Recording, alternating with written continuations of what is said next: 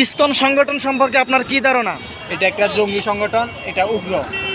এই কারণে বাংলাদেশের জমিনে এদের কোনো ঠাঁই নাই। এদেরকে সরকারের তরফ থেকে নিষিদ্ধ করা হোক, আমাদের দাবি এটা। ধন্যবাদ। ইসকন সংগঠন সম্পর্কে কি ধারণা তোমার?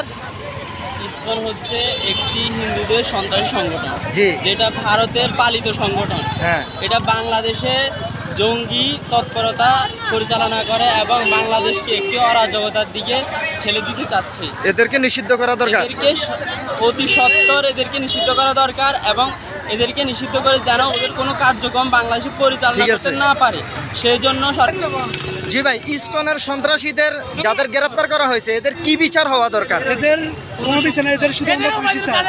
ফাঁসি দিলে আমরা খুশি। ফাঁসি। যুব সমাজ প্রত্যেক মুসলমান মিলে শুধু চাই আমরা ওই ইসকনের ফাঁসি। ঠিক আছে। ইসকনের যেসব সন্ত্রাসীদের গ্রেপ্তার করা হয়েছে তাদের কি বিচার হওয়া দরকার?